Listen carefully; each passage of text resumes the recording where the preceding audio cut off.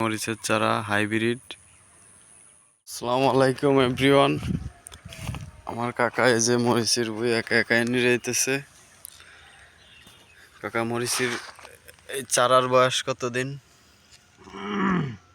এই যে চারা কিছুদিন পর লাগানো হবে, 20-25 দিনের চারা। এই যে কত বড় হয়ে গেছে। যে কাকা পুরো মাঠের ভিতর একা একাই শুরু করে দিছে নিরাইনে। আমারে দিয়ে কালকে নিরাইছিল, আজকে আর আমারে নেয় নাই। এই মাঠের শ্রেষ্ঠ চারা হয়েছে মরিচের চারা হাইব্রিড। এই তো কৃষক কাকা, তাহলে কোন বইতে লাগাবা তুমি? রাস্তার ওই পাশে লাগাবে কাকা। মাটি কিরকম ওই জায়গার? বাইলে মাটি, বাইলে মাটির ভিতর মরিচ বাম্পার ফলন ভেদে যাবে।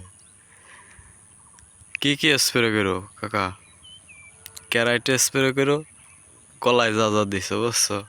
এই যে বিশাল কলার বাগান, এই কলার বাগানের একমাত্র কৃষক রুহুল আমিন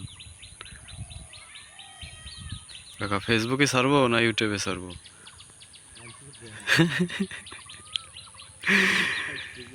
হ্যাঁ, এই তো মনের সুখে রিল্যাক্সে নিরাইতেছে। রোজা রমজানের দিন, চারপাশে আবহাওয়া ভালোই আছে,